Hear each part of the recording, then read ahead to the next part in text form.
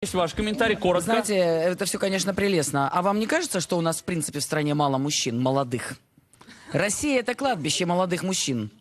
Их мало, их просто физически мало. А те, кто есть, злоупотребляют алкоголем и наркотиками.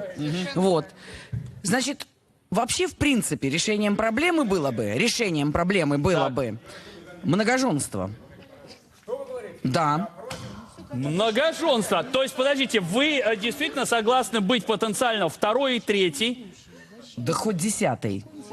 Если он нормальный. Так. Лучше есть мед из общей чашки, чем кое-что в одиночку. Оп, слушайте, сильные пословицы сегодня. Сейчас. Так вот, для чего была построена моногамная семья? Создана. Она была навязана. В дохристианское время фараоны имели по 50-60 жен. Эти жены жили, они все были царицами. Какая-то одна-две были главными, которые давали фараону еще и знания давали определенные, они владели тайнами какими-то. То же самое наши князья.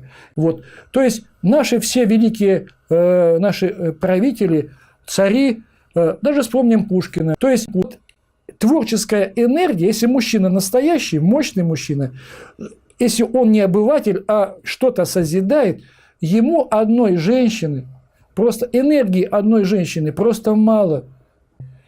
Поэтому все наши гении, у которых не было рядом женщин, они быстро уходили из жизни. 35-40 лет нет человека, все. Он сгорел. А у тех, у кого были женщины, которые давали энергию для чего-то серьезного и получали от мужчины тоже энергию, но мужчина дает энергию стабильности. Женский маятник не качается, он выстраивается с труда. Но нужно просто знать, как это делается. Это совсем тоже несложно. И 4 женщины для мужчины, да, для настоящего, это просто, так сказать, это тоже не полная семья. Это тоже не полная семья. Если честно, даже вот эти 3-4 женщины для современного, настоящего, такого мощного писателя, поэта, художника, я не знаю, там, конструктора, тот, который горит своим делом, мало. Мало, вот 3 женщин мало, потому что просто на самом деле он будет чувствовать нехватку какую-то, потому что слишком большие затраты. Слишком. Для обывателя хватит и одной. Потому что он фактически, она ему не нужна, эта энергия. Он просто пришел, поел, спать лег. Все, для него не обязательно. Но для творческой личности, для интересной личности. Но ведь, с другой стороны, для умной женщины обыватель не нужен. Она к нему не стремится. Вот трагедия этих умных женщин, почему они одинокие, умные, красивые и совершенные, потому что их окружают обыватели, а они не хотят за них выходить замуж. Окружают обыватели, а они не хотят за них выходить замуж. Разнообразие в тренде. Молодежное крыло норвежской партии прогресса выступило с инициативой узаконить полигамию.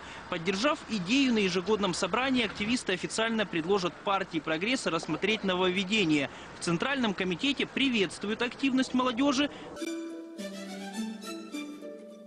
Причем, на зависть многим соседям, коты ведут исключительно разнообразную и сложную семейную жизнь.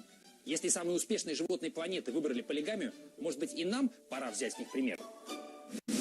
Мы привыкли считать, что брак – это союз одного мужчины и одной женщины. Но в жизни, увы, это редкость. Этнографы напоминают, из всех человеческих сообществ моногамны всего 15%. Все остальные практикуют многоженство, групповые браки или многомужество. Даже в западной культуре моногамия стремительно теряет свои позиции. В Соединенных Штатах Америки около 50 тысяч людей живут в семьях, где на одного мужа приходится несколько жен. А просто изменяют своим супругам, по самым сдержанным оценкам, 13% женщин и 20% мужчин. Пора признать, верность единственному партнеру подходит не для всех. Моногамный брак был хорош для цивилизации, в которой важную роль играла религия. Детей трудно было прокормить без участия обоих партнеров, а от венерических заболеваний не умели ни защищаться, ни лечить. Но почему мы держимся за него сегодня? Когда мы, наконец, начнем думать о счастье отдельного человека больше, чем об устаревших стереотипах?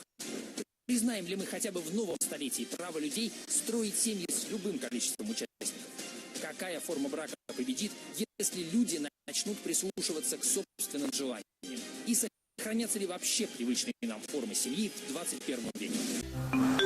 У этого человека 39 жен, 111 детей и невероятно большое число внуков. Его зовут Пу Зайона, или же в переводе «господин Зайона». Вся эта большая семья живет в одном из самых загадочных уголков Индии, штате Мизорам. А вот и дом. Эд Исраилов считает, что за свои 60 лет успел все. Дерево посадил, сына родил и дом построил. 3 жены, 25 детей и 64 внука. Ходж Ахмед чувствует себя богатым человеком. Мы должны, женщины, быть готовы к тому, что в определенном возрасте нас спишут. Дорогие друзья, проблема... Просто спишут, у нас шансов нет, потому что они, видите ли, меняются.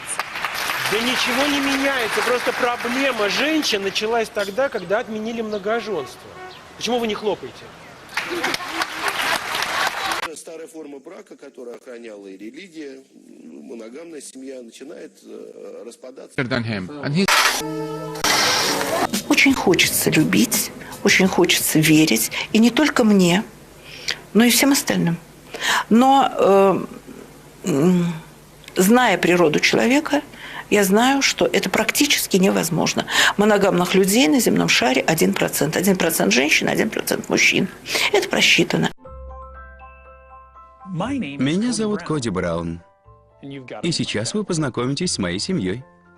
Я многоженец. Нет, не один из тех, о ком вы подумали. У меня 3 чудесные жены. Мэри, Джанель и Кристин. А еще 12 замечательных детей. Моя семья стоит на пороге больших перемен, потому что любовь надо умножать, а не делить.